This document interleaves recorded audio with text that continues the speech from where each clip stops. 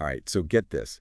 We're diving deep into the Bouqs company today and their crazy Shark Tank journey. Oh, yeah. The Bouqs, they're everywhere now, right? Exactly, like a total flower delivery empire. But back in 2014, when they first hit the tank, it was a whole different story. Oh, really? Yeah, total rejection from the sharks. Wow. So we're going to unpack how they went from that, the big no from all five sharks to this massive success story. I'm hooked already. It's wild. So what made their initial pitch such a hard sell?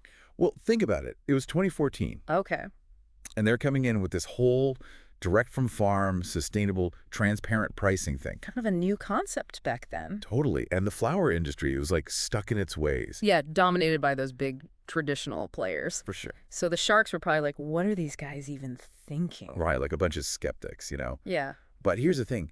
The Bouqs, they were already raking in $2 million in revenue. Not bad. Not bad at all. But they hadn't hit profitability yet. Oh, okay. So they asked for $258,000 for 3% equity. So that's like valuing themselves at almost $9 million. Yeah, pretty ambitious, right? Very ambitious, especially when you're not in the black yet. Totally. And the sharks, they were quick to point out those potential pitfalls. Like what? Well, take Mark Cuban. Mr. Business Savvy himself. Exactly. He was worried about the logistics of scaling a flower delivery business. Oh, yeah, I can see that. Keeping those flowers fresh and delivering them on time, it's gotta be a nightmare. A total nightmare. Yeah. Especially as you grow. And then there's Kevin O'Leary. Mr. Wonderful, never afraid to speak his mind. Right. He's all about the bottom line. Exactly. And he saw the flower market as this, brutal battleground. Yeah, tons of competition, razor-thin margins. Exactly. So already red flags popping up for the sharks. Makes sense. So were there any other doubts? Oh, absolutely. Lay it on me. So Lori Greiner. Right. QVC queen. Yes. She loved the whole idea, but she questioned whether they could really stand out from the competition. I mean, anyone can start a flower delivery company. Right, and she was worried that competitors could just copy their model. Undercut their prices, the whole 9 yards. Exactly. And then there was Damon John. The branding expert. Yeah, and he wasn't a fan of the name the Bouqs. Oh, really? He thought it'd be a marketing hurdle. Interesting. And Robert Herjavec. Oh, Robert. He was concerned about their exit strategy. Exit strategy. Yeah, like how they would eventually sell the company. Ah, I see. He didn't see a clear path for them. So the sharks were basically circling, ready to tear them apart. Pretty much. Sounds like a recipe for disaster. It kind of was. So did the Bouqs manage to snag any offers? Nope, not a single one. Wow, they walked out empty-handed. Yep.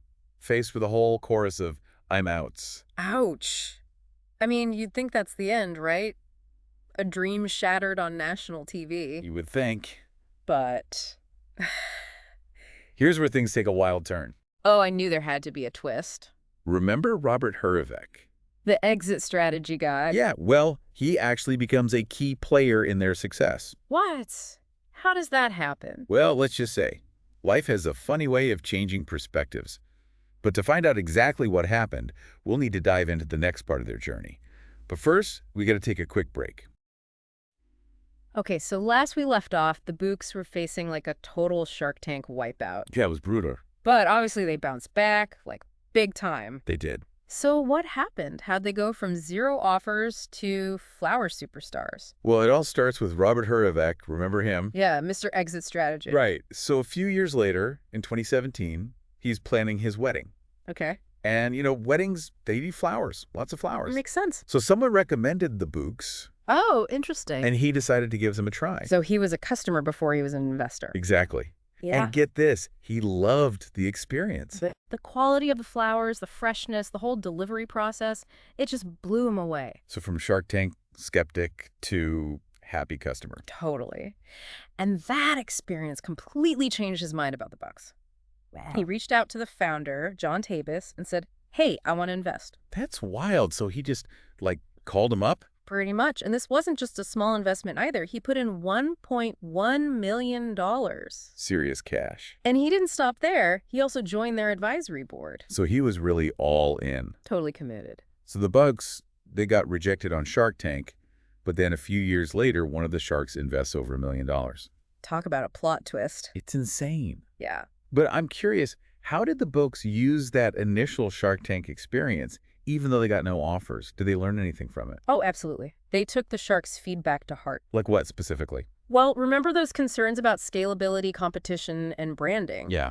They knew they had a solid idea but needed to refine their strategy. So they used the rejection as fuel to get better. Exactly. So what did they change? Well, first, they went on a fundraising mission. How much did they raise? Over $55 million. Wow. That's a lot of bouquets. Right. That gave them the resources to invest in technology, improve operations, and really scale up the business. So they had the money to grow. Yep. But they also knew they needed to reach more customers. Okay, how did he do that? They formed partnerships with some big names in retail. Like who? Costco and Whole Foods. Seriously? Yep. Imagine walking through Costco and seeing a big display of Bouqs. Smart move. Right. Yep. It instantly put them in front of a huge audience. And Whole Foods, that's like the perfect fit for their brand. Absolutely. All about quality and sustainability. Totally. So they were scaling up and partnering up. What else? Well, they didn't forget about technology either. What do they do on the tech side? They developed a mobile app so customers could easily order and track their flowers. Makes sense. Everyone's on their phones these days. Right. And they implemented AI-powered inventory management. AI for flowers. Yeah. It helped them predict demand, reduce waste, and make sure they always had the right flowers in stock. That's pretty cool. And they introduced a subscription model. Like those meal kit things? Kinda, but with flowers, so customers could get fresh bouquets delivered regularly. So they were scaling, partnering, and getting techie. But did they stay true to their original values? You know, sustainability and transparency. Oh, absolutely. In fact, they doubled down on them. They continued to source from eco-friendly farms, champion ethical practices, and offer transparent pricing. It wasn't just a marketing ploy. It was a core part of their identity. And it worked, right? Like, did all this stuff actually lead to success? Oh, yeah. Big time. Today, the Bouqs is worth an estimated $150 million. No way. And they deliver over 30 million bouquets every year. That's incredible. From Shark Tank Reject to Flower Empire. It's an amazing story. It really is. But I think what's most impressive is how they stuck to their values throughout their journey. They proved that you can build a successful business while also doing good. That's a great lesson. But we've only scratched the surface of those core values. How did their commitment to sustainability and transparency actually translate into real-world business decisions? We'll unpack that and more after a quick. All right, so we've seen how the Bouqs went from Shark Tank flops to, like, flower rock stars. Totally. But let's get real about those core values they kept talking about, sustainability and all that. Yeah. Was that just marketing hype, or did they actually walk the walk? Oh, they totally walk the walk. Their sustainability commitment goes way beyond just like recycled boxes. Okay, so what did they actually do? Well, for starters, they partnered directly with eco-friendly farms. Makes sense. But get this. What? Many of these farms are on the slopes of a volcano in Ecuador. Hold up, a volcano. That's where they're growing flowers. Yep. Volcanic soil, it's super rich in nutrients. Huh, who knew? So not only do they get amazing flowers, it's like a great story for their brand too. Right, like flowers from a volcano? Sounds pretty cool. Totally. And it shows they're willing to find unique, sustainable sources.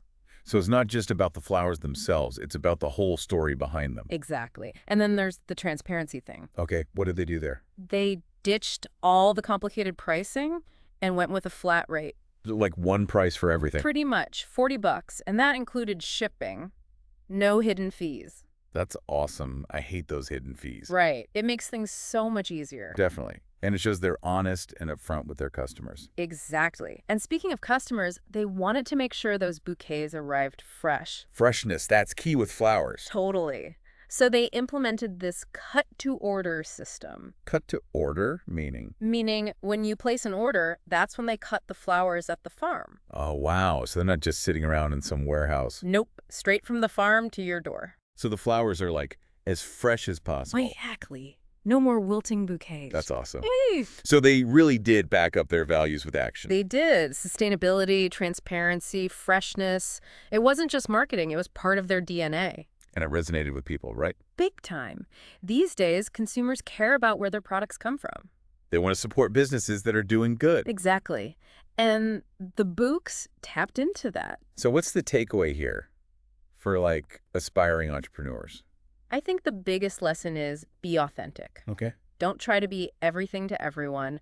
Focus on what matters to you and build a brand around that. like the Bouqs did with sustainability. Exactly. They proved that purpose-driven businesses can be super successful. And they also showed that getting rejected, it's not the end of the world. Right. It can actually make you stronger. And don't forget about technology. Oh yeah, tech is key.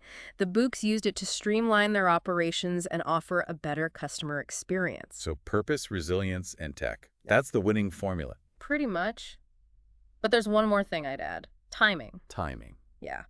The Bouqs came along at a time when people were starting to care more about sustainability. You were in the right place at the right time. Totally.